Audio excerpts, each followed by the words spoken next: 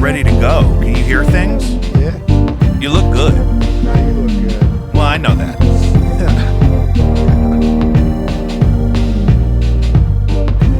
It's just a fact.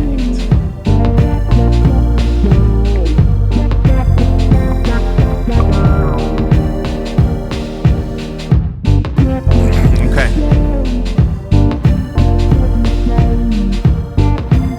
What's this song? This is the theme to my podcast. No, that's right. You don't know this? I was actually listening to a few of them yesterday. All right. Welcome back to Jacob V Weekly. The first time we've done an episode 7 days after another one in a long time, and I'm grateful for it. We want to start, as we do every episode, by asking you to reach out and donate to Caddyshack of New Hamel, Illinois. That's Caddyshack, C-A-T-T-Y, Caddyshack I-L, I want to say, on Facebook. They have a legit website, and they're a real DIY cat rescue operation. There's no big secret bag of money. There's no diabolical tax criminals involved. Really great folks, good friends of mine. Also, Patreon. I actually wanted to go ahead and take a minute to thank all of my patrons by name. I'm just, because I didn't ask you if this was okay, I'm just going to use your first names just for your anonymity, because we actually took home some money from Patreon for the first time since launching it. It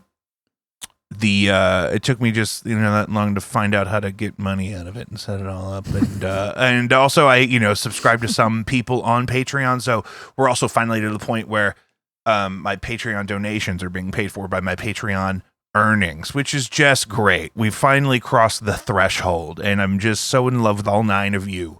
Let's talk about Joseph Peary, God bless, newest member. Kristen Moore, my lovely aunt. I don't have to do the last names. Sarah from Caddyshack. Tom, good friend of mine, Tom, has got an album in the works. We'll talk about that when it's here. Austin, Doreen, some OGs. I could not do it without you. My brother, who co-hosts the show frequently, Clay, the love of my life. He has a beautiful voice. He's so great. Everything about him is great. He was in the recently what was it? Jacob V Returns or whatever. Yeah. He was in a recent episode. He did a couple episodes with me recently. He's My got a great good friend podcast Andy, voice. also a patron, and Matt Riddle, I believe one of our earliest patrons and a longtime collaborator of mine since COVID. That brings us to some stuff relevant to talk about. My band with Matt, Blinded by Stereo, has an album that's been out since November. The vinyl pressing is on the way. There's a release show at the Heavy Anchor, I believe, this summer. Stay tuned for that. But the album is available for streaming right now. That's Tape is the name of the album. It's an acronym.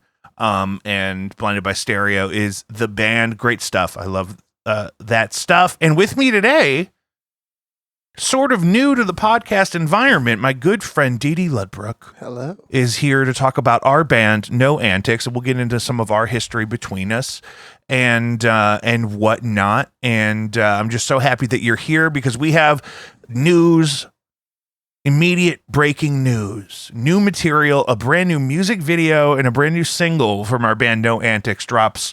Is it tonight at midnight or is it like 7 a.m. tomorrow? I believe it's tonight at midnight. Yeah. Yes. And so we just finished this video a couple weeks ago here in and around my Southampton home. And we pulled a fucking kid from the skate park who has a camera.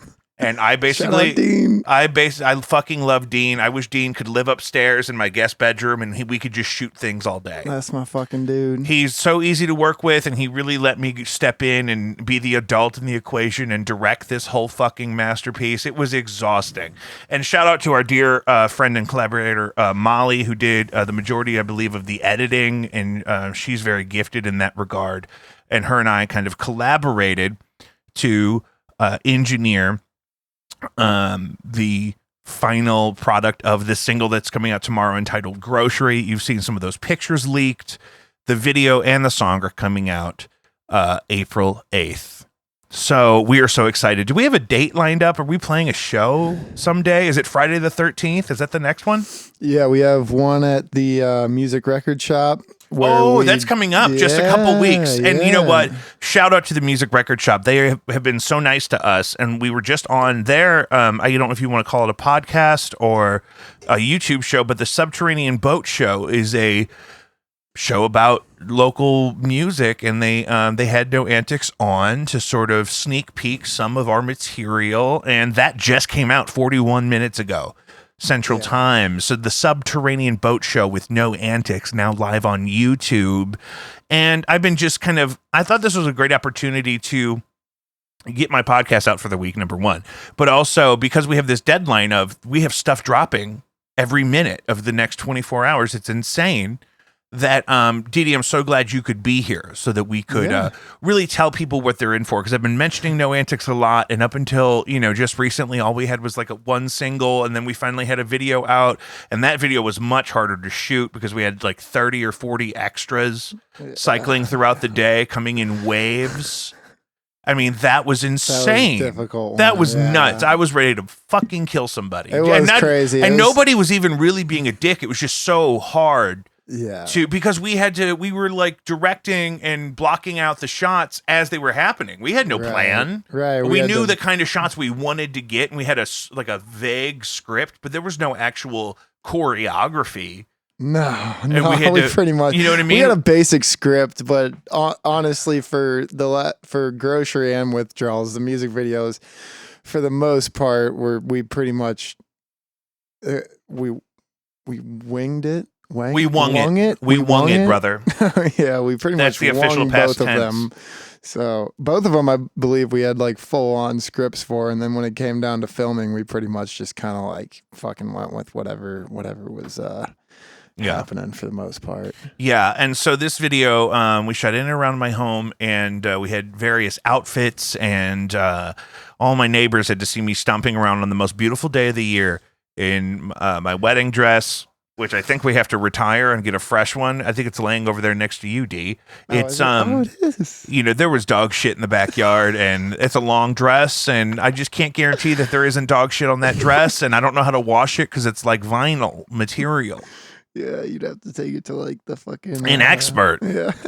So, like an old Korean family on a mountain. Yeah. You know what I mean? That seems like it, So No Antics, we call it modern femme grime. It's an alternative rock band. It's a contemporary alternative rock band. It's pretty heavy, often on some of the guitar tones and implementation, and the bass is just ridiculous. The way our friend Tyler plays bass is so ferocious and passionate, and not at all wild, just thick and loud and strong and proud and thick. And so it's I've been really yearning for a project like that where there's a distinct character to the bass that I don't necessarily have in my own arsenal of most tone. people don't play Yeah, like you Tyler. really gotta. Yeah, you really have to have a specific set of experiences to be able to throw that much power into the bass. And then, of course, we have our dear friend Miles on drums, who is just the combination of like one of the heaviest and one of the funkiest dudes in the biz.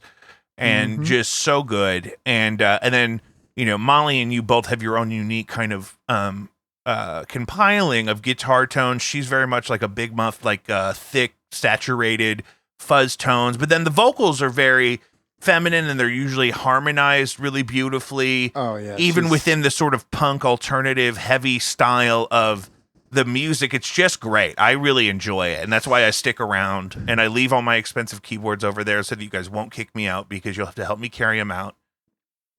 Well, also, just in case we ever we could just sell them. Yeah, that's really true. Fuck you over, Yeah, no, I mean, it would be okay. I mean, I'd recover. Yeah, I mean, you'll get over it. Yeah, we'll just have a little extra money in our pockets. Yeah. Yeah, I think that's a really good plan. And then, we could we could hold Tyler for hostage. And, we could never do it without you, Jacob. We have a really good time. So, and I kind of ended up, because you and I were in a band called Ground Control, I kind of came in what turned out to be kind of the end, and really only served in like a live capacity. We cut some of a single. I don't know if we finished it. And I have it in this computer. I could look. but I'm busy talking to you. Yeah. And then that kind of turned into No Antics. It's basically three of us from the last incarnation of Ground Control, which had plenty of great members with memorable contributions over the years. So there's been several people in that band, and you guys had a fun reunion show with one version of your lineup that was great. Oh yeah. And No Antics was all in attendance, but then it became like half of Ground Control and your roommate, and then some lady. Yeah. I don't want to go through necessarily the traditional nitty gritty of the band because Subterranean Boat Show just came out, and we do want you to watch that. And they ask us some more introductory questions, so that's a great primer for the project. But overall, Dee Dee, kind of talk to me a little bit about where does your musical background come from? That's kind of one of those questions that's just so hard to answer because I couldn't tell you like exactly when the moment was that like the music hit, you know, because I feel like there's always that point early on in your life where it's just kind of like sounds and you don't really understand it. And my family, like growing up, they were always playing music and stuff, but it was like my parents and I'm the second oldest, so it's not like I had like a way older sibling who was like, yo, you got to check this shit out. It was pretty much just, it came along, you know, whenever I got into high school and was shown the bands that I really connected with, like you know, like Sublime, Slightly Stupid, fucking like all other bands that begin with an S. Yeah, basically all the bands that start with an S. But really, I would say that the thing that really got me into it was meeting some of my friends throughout high school who would kind of just throw me different songs and different bands to check out, like like daily. And so it was a communal experience for you. It was kind of accelerated by the other friends that you were making along the way. Definitely. I was definitely a late bloomer into like the music world because the school that I went to, and in like middle school and grade school, like there wasn't really a music program. Nobody like that went there was really like too musical or into the arts. It was very like a very like sports kind of school. It was kind of like that kind of group.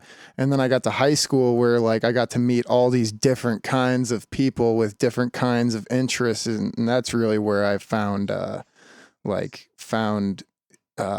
guess who I was and who I wanted to be, you know.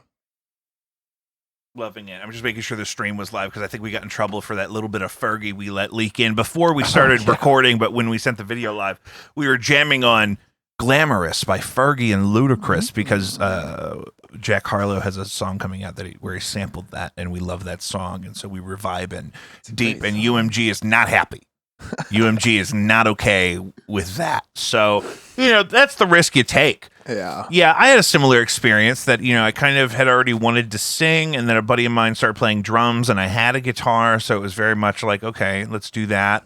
And that's kind of where it all started. Yeah, I love the mix of influences and backgrounds kind of represented on the stuff we've been working on. It's going to end up being a full record's worth of material, and we're kind of releasing stuff gradually, so you always want to stay tuned for the next release because we have other things in the works all the time, and we're producing a lot of our stuff ourselves, so we have the benefit of a more rapid turnaround time where we can get something done and then out in a couple weeks, as opposed to, you know, a 6-month timeline and the traditional way where you would have to release big chunks of material at once.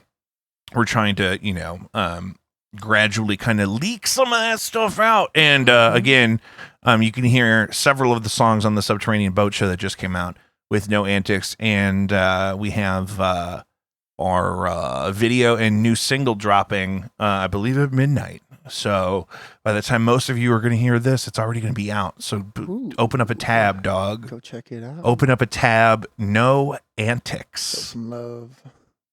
So what about you though? Was there a specific time where you were like, I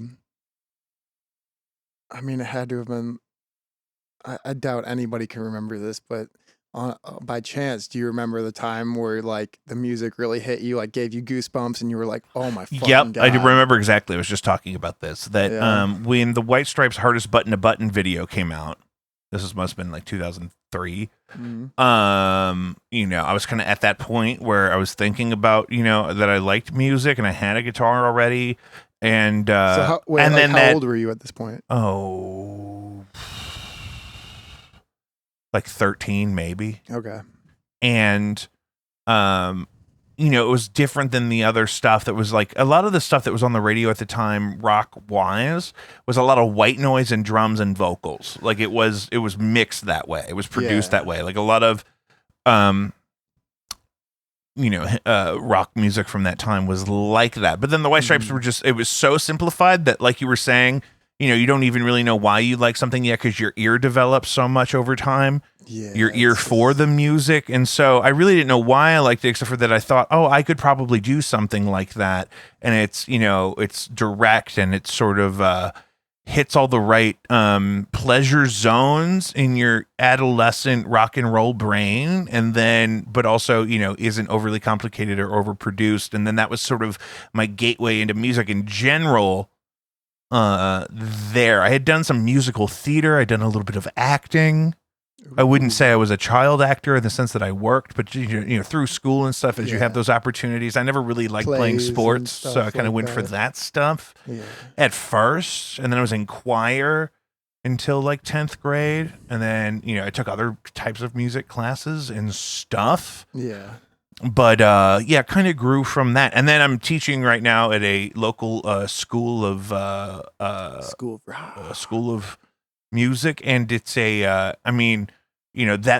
those same songs that kind of made me want to start learning to play guitar, and then the stuff that was on the radio that I could learn how to play kind of quickly or whatever at that time that really got me going is the stuff that kids are kind of starting with now. Did you what was your first instrument? I know you kind of play bass. A little bit I had a guitar, but then we thought my hands were going to be too big for guitar, so we got me a bass. But then there were guitars in the family around, and so I kept ending up with them, and quickly moved to guitar and kind of wanted to do both. And then by 17, I think I started learning how to play keyboard because I think my friend had shown me where like a C chord was, and then it was just something I wanted to have in my thing, so it kind of just grew out of the stuff I was learning playing guitar. And then I took a music theory class my senior year in high school. It became AP music theory later, but it wasn't that yet.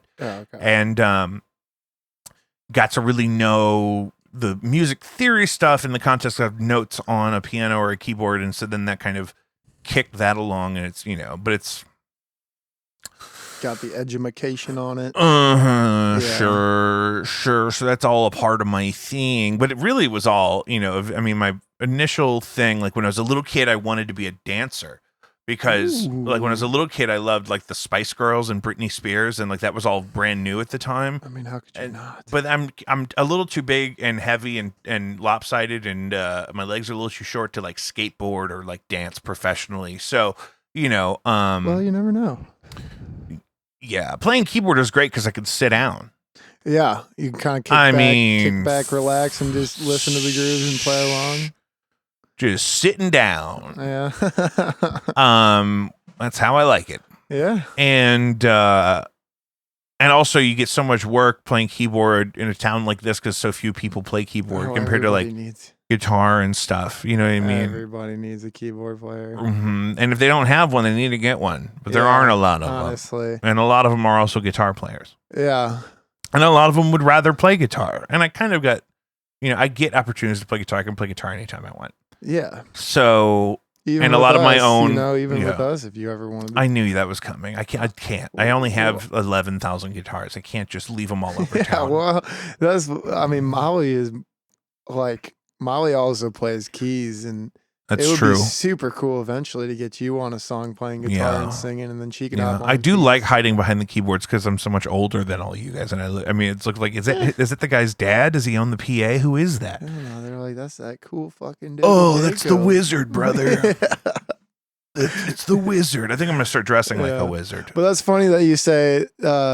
I also started on bass because, so I attempted my first attempt at music, and this is before I really like got that feeling for music. My first like attempt was bass, because one of my best friends, his dad played in a cover band, and he played bass, and so I would go over there and just fuck around on his little bass On his in bass? his basement. Yeah, and I didn't know what the fuck I was doing. Oh my god! And so I went and I took a few bass lessons, and nothing really ever came from it.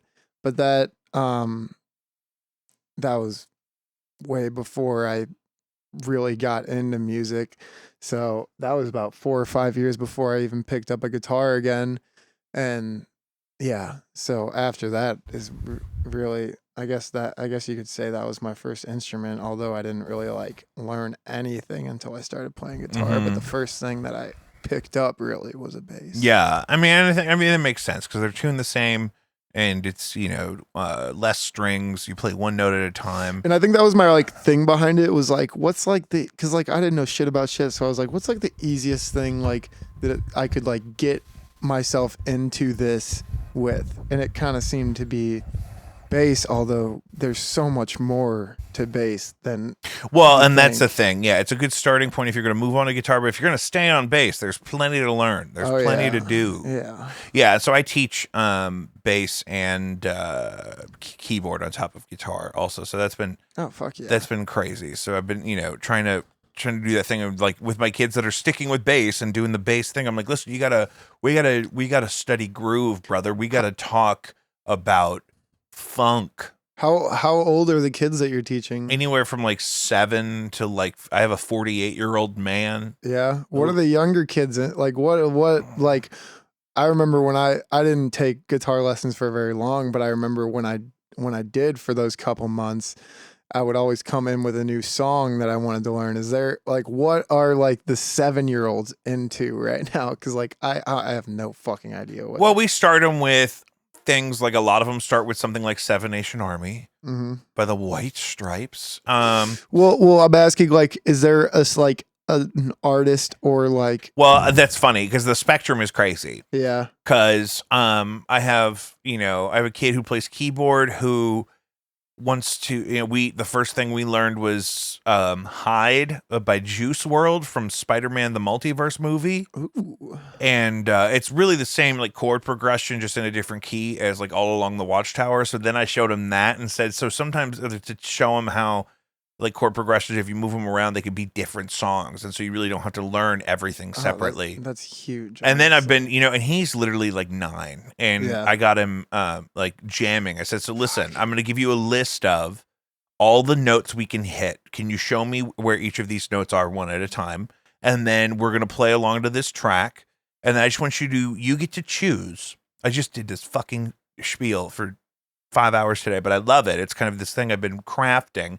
And so I say, okay, so we're in G minor. So you get like these 8 notes, and you can hit those anywhere on the keyboard at any point. You're just going to try to do it in a way that sounds good to you, right? Yeah. And so basically forcing them to rip a keyboard solo over like an entire jam track. And if it's going well, I'll let it go. The jam tracks are like 10 minutes long. Yeah. And then if it's not going so great, then I'll give them like 90 seconds and I'll let them kind of struggle with it. And then I'll say, okay, so what do you want to try differently? But usually it's been going that they just want to rip it up. And some of them, I mean, even though they've never improvised before and they're so new to their instrument, you can like hear their voice in it. Oh, bro. I have this one kid who plays less notes, but very like delicately chosen. And the melodies that kind of emerge are very, sweet. And then the other kid was, he really liked minor thirds and doing like a bluesy kind of a thing. And they're children who don't even know what they're doing, but we're doing like kind of solos, brother. We're doing solos. You can kind of see how Mr. V is back,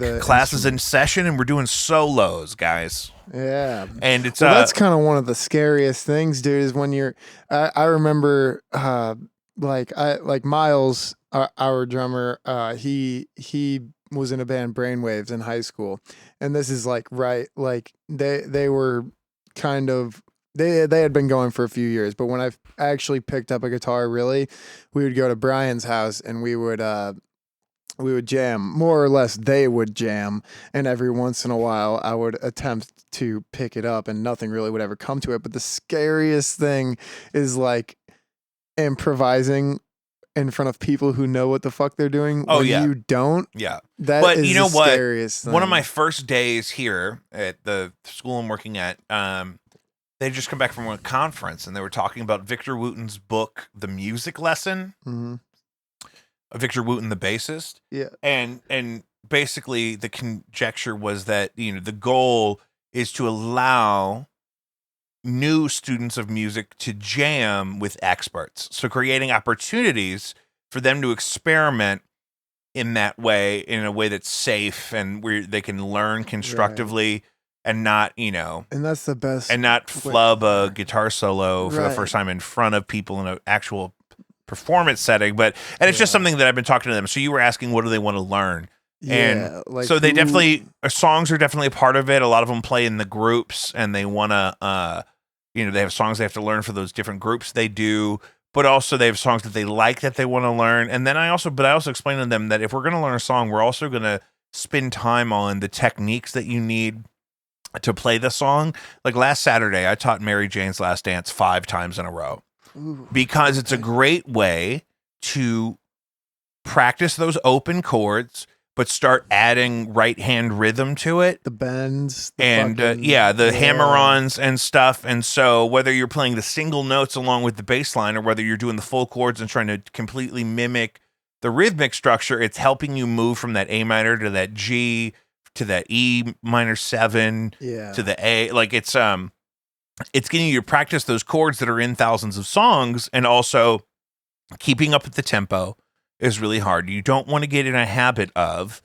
starting to play something and then stopping and starting over when you mess up. You want to play through the mistakes. And you and me talked about this, that when you're playing music, it's a thing that exists in the space, independent of you. It's going to keep happening if you stop playing, and it's not going to start over with you if you mess up and you want to start over, unless you make everybody stop and you totally derail the whole thing, which you should never do. Right. You should just jump back in when you know where you are, right? Yeah. And that's how you learn how to do those things. You know what I mean? And also some archaic habits, like if you're used to playing a G chord a certain way, but it makes it harder for you to get there from an A minor chord. There's other ways. I play guitar every week for money, and there's different. I never hit a G chord like it looks in the book because I usually can't. Your own way. I have these big chubby fingers. I usually don't have the way to hit that major third anyway, so I'm already blocking that out. So we can use 2 fingers, brother. I'm doing it over here. We could just stretch my penguin flipper. Well, that's the fretboard. Jimmy way, man. You can play. Don't start. You can play a C major bar chord the way it tells you in the book, or you can hit it the Jimmy way, Jimi Style, and just use your index finger. Jimi Style should be like a secret menu Yeah. code word at Steak and Shake or something. For real. What would Jimi Style be if you got a steak burger Jimi Style? How would it be different? Shit, man, they'd have to grill it on a motherfucking. They'd have to grill it on a record. They'd have to grill it on an old blues spinning record. That would melt. It would melt. It would have hard. They'd have to vinyl on find a way, man. So maybe the grill just looks like it doesn't have to be vinyl, but it could be a record made out of iron. Yeah. Cast iron. Yeah. It might We be should make heavy. cast iron skillets that look like records, Dee, and we'll sell them at festivals, and they'll get left behind, and they'll be very heavy. And that's how you grill a burger, Jimi Hendrix style. Put some fucking. Make some BB King. You know what? Shout out to I don't think I talked about this on the show, but Subterranean Boat Show with No Antics that just came out an hour and 5 minutes ago. We all picked a record from the store and talked about it and talked about why we liked it. And I picked one by a band called Survivor. And the lead singer of Survivor was a man named Jimmy Jameson, who went on, he spelled his name Jimi, like Jimi Hendrix, but I know you were talking about Jimi Hendrix. But Jimmy Jameson then went on to sing the theme song, I'm Always Here, to the show Baywatch. Oh, damn. Which is one I've of the... never actually seen that. Which was one of the earliest songs I ever remember. No, I used to sit at the kitchen table at my aunt's house and watch Baywatch on a little TV in the corner. And the song has like really dramatic piano and big drums and... it's very good. I would play it, but UMG would probably cancel the rest of this video like they tried to tried to get me at the top of the hour. No way. Oh, so everything is interconnected. The world is a simulation. Do you subscribe to my Spotify playlists? You piece of shit. Playlists? Yeah, we're not I make a new playlist every month. Jacob V's favorite songs on Spotify, and I update it every month, and I add to it all month, and when we hit a new month, I start a new one. April is up, and it grows with the month, so you can go back every day, and there's going to be new stuff. Well, I need to get on that. And it's not just my stuff, and it's not just new stuff, it's just anything that I'm listening to. It's going to be new, it's going to be classics that are reemerging, it's going to be people I know that are releasing music, like my friend Zaza G, the MILF rapper. Oh, yeah. Or, I like that song. Midi and the Crew. Midi and the Crew has appeared on this show, and he's got a whole album out now. Midi and the Crew. His second record is out, and the third one is already in production. So, I mean, he is a factory over there. Damn. He's like my own personal Tiger King. And who else? Who else is on the playlist? Local bands that we play shows with, or that my other bands play shows with. They all end up there. It's a great playlist. And I've been making them since October of 2020. So you got tons of them, tons of diversity. It's like a time capsule that I made you that you didn't even know about. That's what I love. That's what I love about it. So pull out your goddamn phone and go to Spotify and find Jacob V's favorite songs on Spotify. They're dated by month. You and I have talked about this before. This is something I put in my podcast notes for this week. You listen to some podcasts, right? Oh, yeah. You ever hear advertisements for products like Blue Chew? Oh, yeah. Dick pills, right? Dick pills, yeah. I've been really researching this, and the population only needs sildenafil, the active ingredient in products like Blue Chew and Viagra, because they eat 700% more vegetable oil than they did 50 years ago, and they take about that increase in other narcotics and medications that totally nerf your libido. Oh, shit. Oh, yeah. Wait, you said what eats more? What? Yeah, vegetable oil, dog. You're talking about people. Yeah, people eat in general. Okay, I thought you were talking about our medication diet eats vegetables. No. Like, see, we all eat nothing but fucking ranch dressing, and we take Zoloft, and we take we snort cocaine or whatever the kids are doing, and it makes your stuff not work. And so then they make these pills that is, boner on command, and so they're just solving the problem of the pills and the hydrogenated vegetable oil with more pills. It's just crazy. It's not sustainable. That's the age we're in, man. It just seems like everything is unhealthy for you nowadays. Well, that's a good point. I guess we don't have to talk about this then. You have it all figured out. No, well, I love to hear about it because I hear about the product all the time. I know nothing about it. And this guy was on a very famous podcast, but I don't know if he has his own podcast. But this guy I follow on TikTok named, I don't remember his name. He goes by the Carnivore MD. And he's a doctor who, studies nutrition and metabolic health. Okay. And kind of turned me on to some of this stuff that like we eat a lot of the wrong vegetables, and we kind of act like we're not supposed to eat plants that, are actually made to be eaten. Like a pineapple is made to be eaten and introduced in the ecosystem that way in order to repopulate the pineapple trees. Whereas soybeans don't necessarily want to be eaten. Does it kind of come down to convenience? Well, yeah. And I think we really solved hunger with processed foods. Like hydrogenated soybean oil is in like everything. It's in corn. And also corn is in a lot of stuff that corn doesn't need to be in. Yeah. And, they use the fats and the proteins and the sweeteners from those products, despite their other chemical compounds that may not be the best for our evolutionary diet, right? Yeah. And to, deliver calories as efficiently as possible, right? And a lot of those plants activate processes in your body that aren't the best if you're trying to maintain a healthy weight and blood sugar and things like that, right? He goes into it on another podcast. I'm not going to get into the biochemistry with the names of all the shit, Right. But basically, it's like if you think of Mark Wahlberg's movie The Happening by M. Night Shyamalan Ding Dong, Okay, yeah. where the trees were releasing chemicals that would inhibit our own instincts of self-defense, and that's why people were throwing themselves off of buildings and stabbing themselves in the eye, because you wouldn't have sensors in your brain to prevent you from engaging in those impulses, right?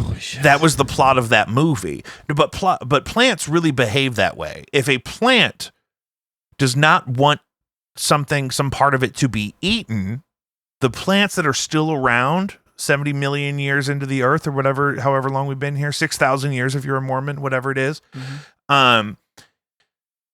Those plants are still around because they've evolved defenses, things that are going to discourage animals from eating them. Right now, if you look at something that's sweet and juicy and colorful, the plant is telling animals around it that, hey, eat this because I want you to take this and spread it around. So come eat this pineapple or this melon or something that, kind of occurs in a way that seems inviting to be eaten. Something that grows underground does not necessarily want to be dug up and eaten. Yeah. And so there are definitely plants that are good.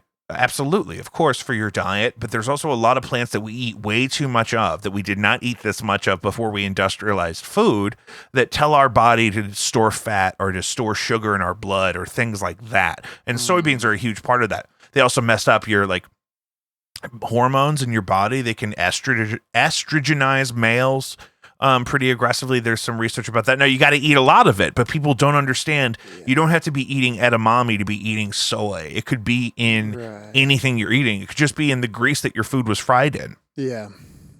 Yeah. I feel like a lot of the things that people cook in, like you were just saying, aren't exactly the healthiest, although it's literally not even what you're eating, but it's like, I would say it's not even like the things that people normally point to, like bacon or butter or something like that. Those are not necessarily as weird for you to consume as the sort of animal that you are, as something like a bunch of hydrogenated soybean oil. If you eat 4 fucking packets of ranch dressing from Jack in a Box, that's like 700 calories, and it's not even a actual buttermilk product. It's a salad dressing derived from, made creamy and long living, non-perishable by using the soybean oil that they then aerate and make fluffy and delicious. It's really fun. It's so good, though. It's so fucking good. Oh my God, when it hits your lips, Jesus Christ, corn syrup on your lips. Oh Christ. There's a reason we do it. It's not that we shouldn't do it. Yeah, there's a reason we do it. But that's it's just humans, for example, there's this guy I follow on TikTok who, I'm a huge TikTok bitch, by the way. Yeah. Oh yeah, look at me. Oh, I'm a TikToker. Now, there's a guy on TikTok who started his kind of rise to stardom by, he decided he was going to home from work, which means he was going to protest the hours and pay conditions of his job by choosing to live in his cubicle. Ooh. It didn't go very well. It didn't last very long. And so now he lives in like weird places, and he does TikTok lives doing Zumba in these rompers that he makes himself. But I think his diet is 100% ham and pineapple.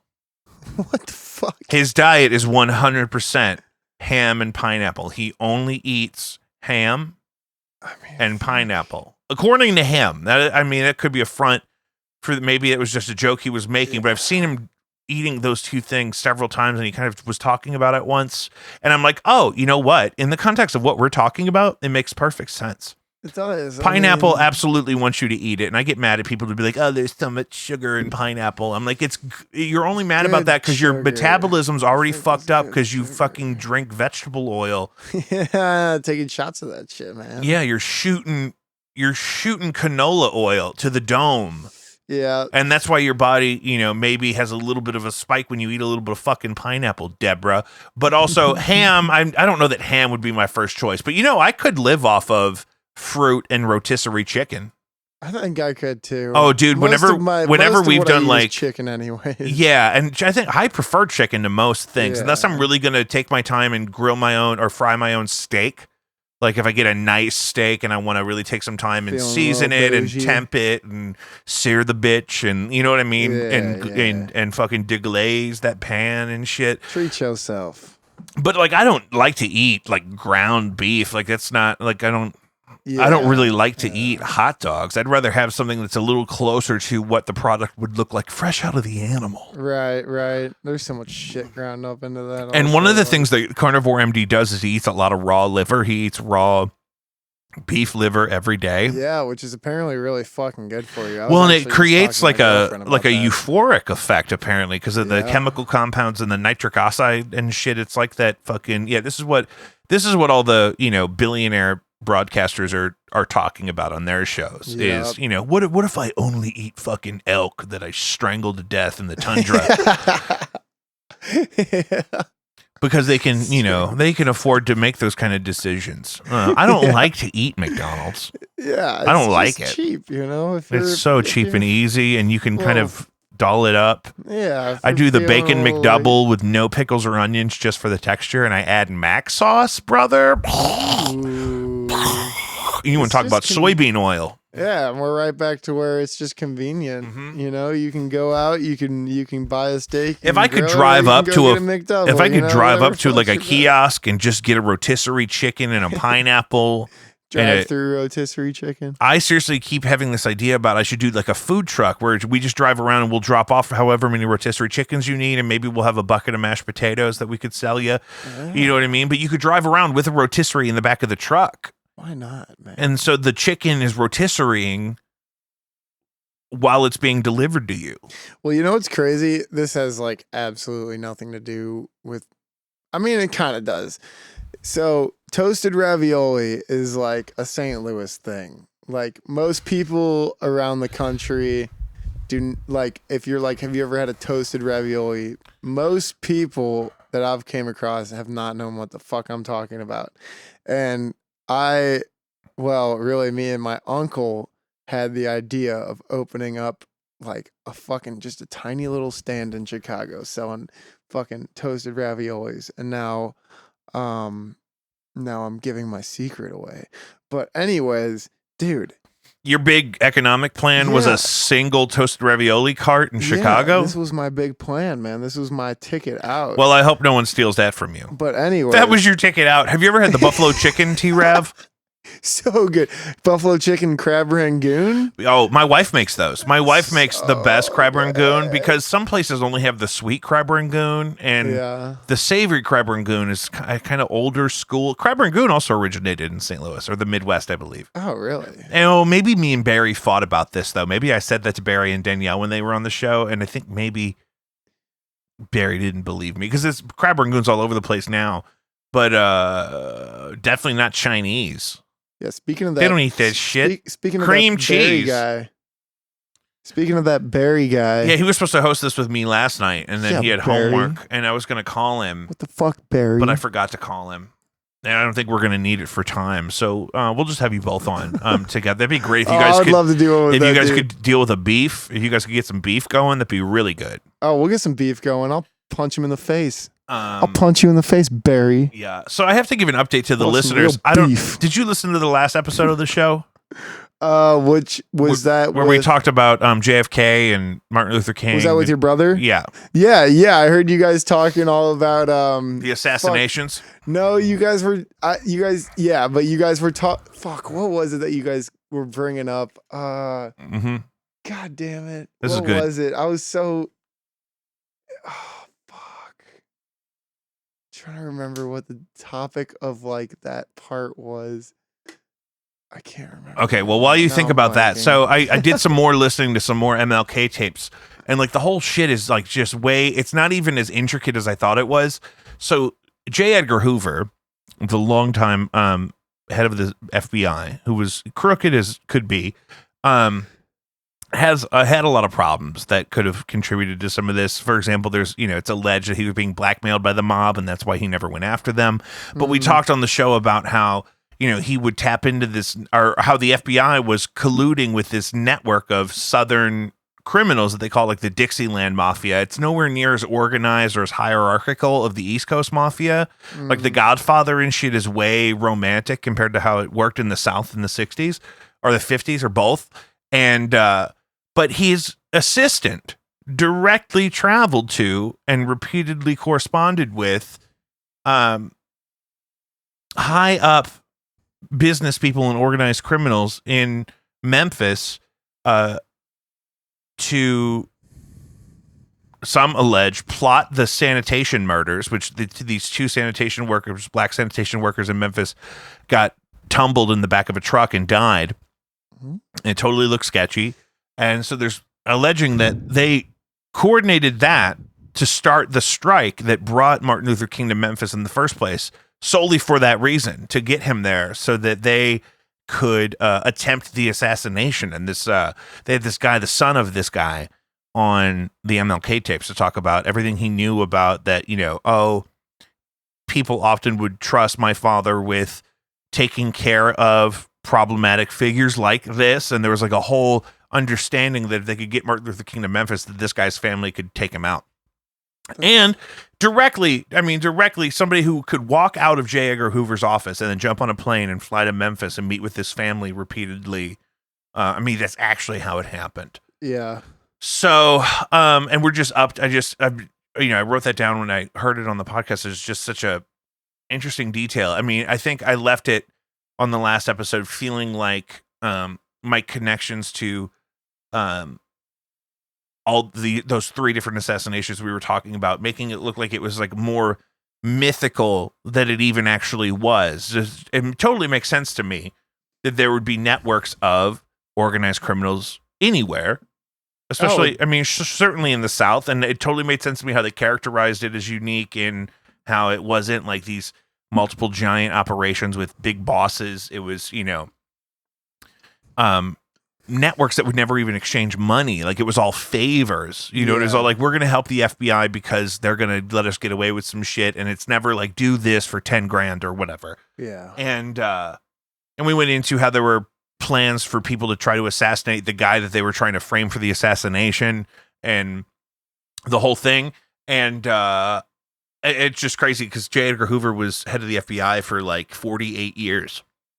And to think of how many things like this must have taken place. And how many things like that are probably still taking place. Yeah, I'm sure it's different now. Like, and they were even getting different then on the assassinations we talked about. R.F. Kennedy, that guy had been hypnotized. The Sirhan who killed, or allegedly killed Robert F. Kennedy, had been like under mind control and shit. So that's a different MO than leveraging like dumb criminals like they did in the other two murders. Yeah, that's some like fucking movie. That's some shit you would see in a fucking movie. Yeah. Some new subscriber. Zach, thank you so much. Feel free to hit us up on Patreon. Patreon.com/JacobV. Love you. I'd love to see. I don't even know what I benefit from with the Twitch subscriber, but I really hope that I get more of those someday. So yeah, the sickness is deep, and you can't dwell on it for too long because it's dooming. Yeah. Yeah. That is crazy though, man. You gotta be a real piece of shit to do something like that to begin with, but you gotta be an even bigger piece of shit to do it for free. Oh yeah, that's a great point. Yeah, that's a really great point. Yeah. Zach, we were just catching up on some of the new music. I got a new music video with one of my bands coming out at midnight. We got a new single dropping then. We just did an episode of the Subterranean Boat Show that's available on YouTube. It's really good.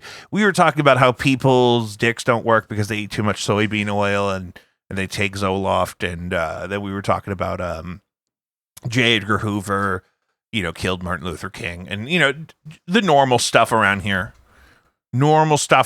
Zach. Thank you. I'm responding to a chat here, D. I got a whole operation. Yeah, you're good. I got Your 4 monitors. Might also work too. You might not be with the wrong or the right person. Maybe it's not all these soybeans. Maybe you just gotta find somebody who can get your dick hard. Well, are you talking to me? I'm talking to whoever the victim myself. is. Yeah. Yeah. Well, do you Well, want let's hope nobody's a victim. do you want to talk about that? I'm wearing my Sally Jesse Raphael glasses, and so I feel like we could talk about this. So No, tell I'm me just about. saying, I'm sure there's a lot of people out there who are just, they get into the zone with their significant other, and it doesn't work. And you know what? Wow. Maybe it may not be the soybeans all the time. Maybe it's that your partner sucks. Whoa. Do you understand that that's going to be hard for a lot of people to try to deal with? What do you do about that? I don't know, man.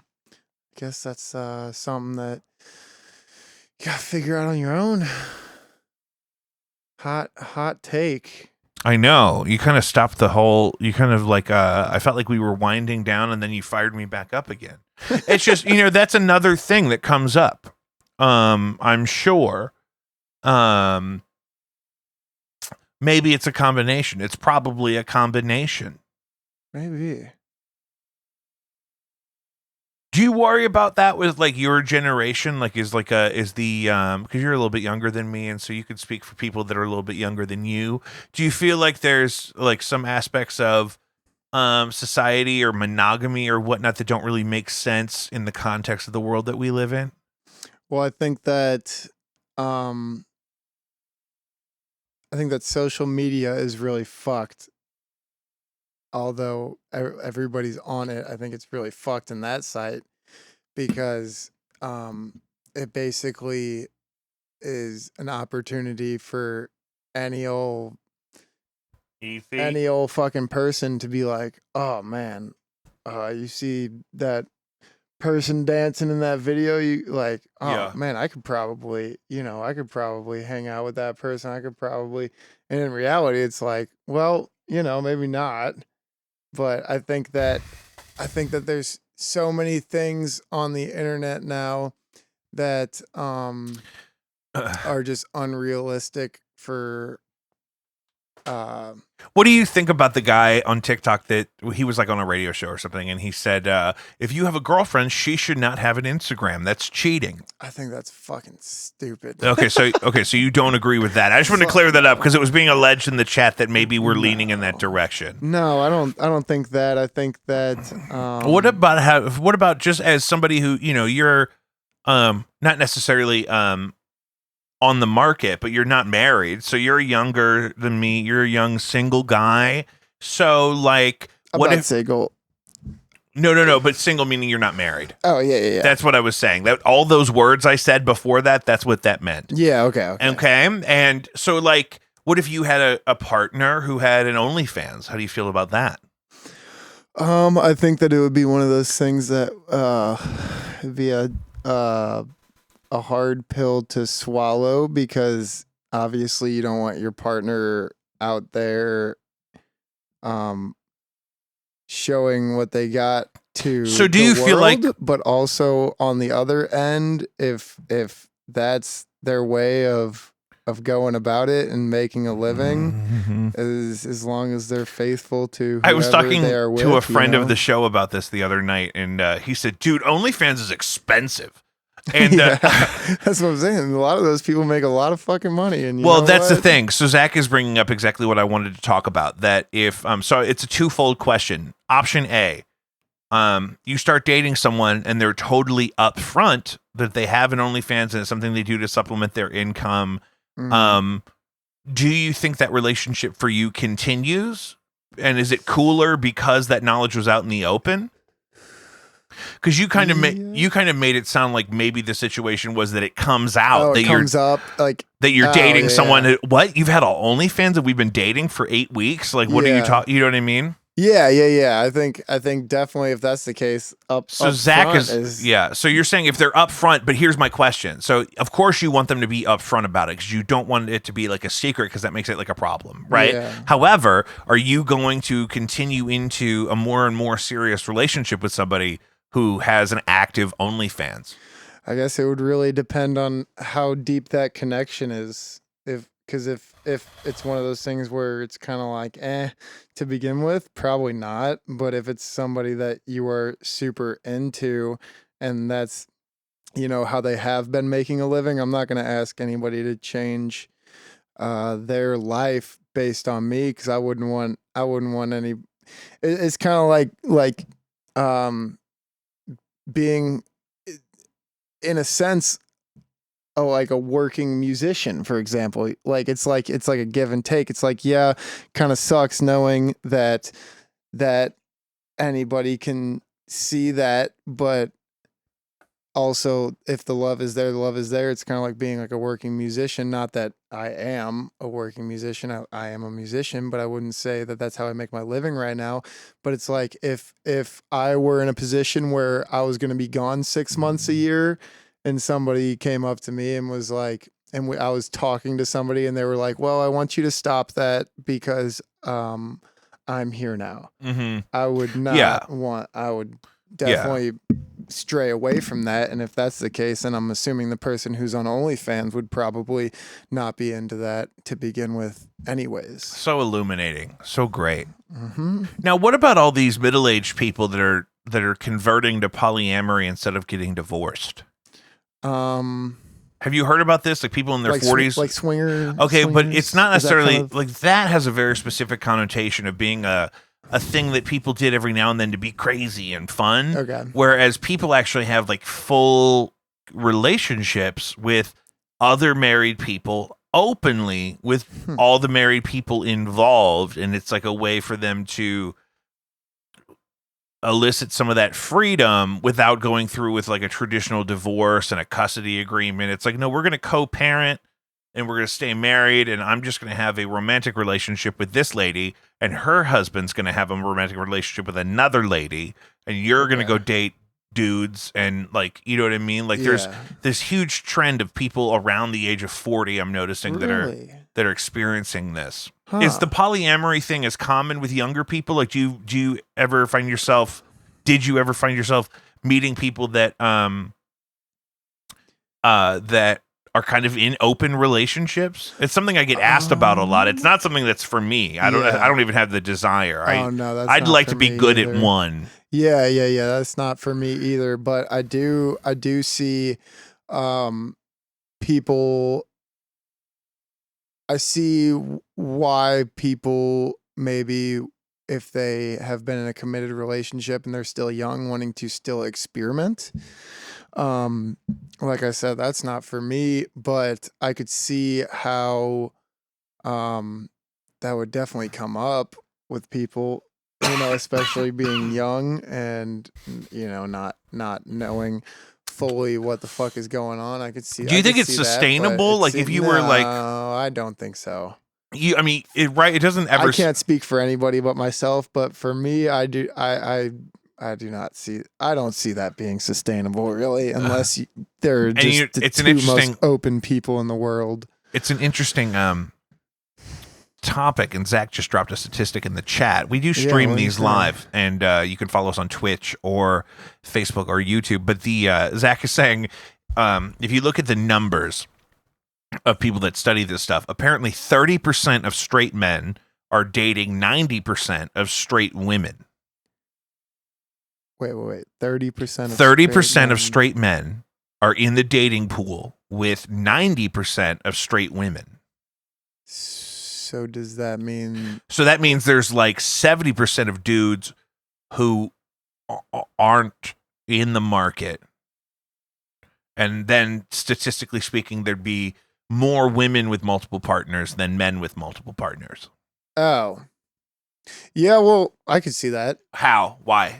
I'm not disagreeing. I just want to know. No, yeah, I could see that because I feel like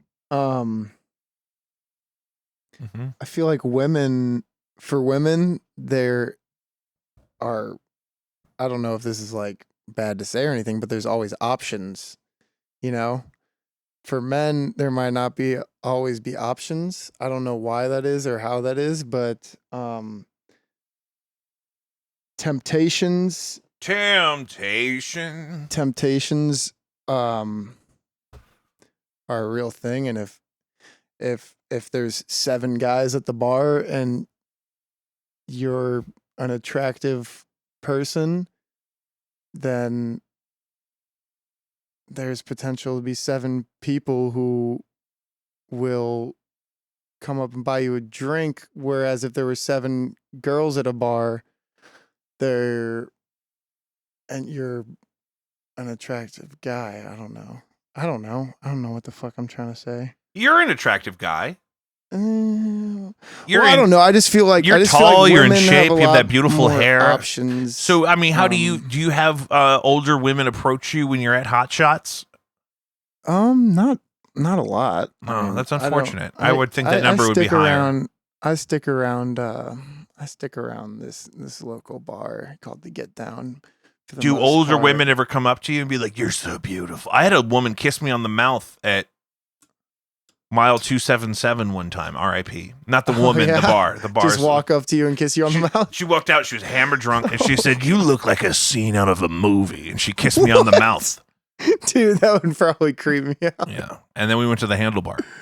Ooh, Not me and the lady. Not me and the lady. You went to the handlebar afterwards. Yeah. Yeah.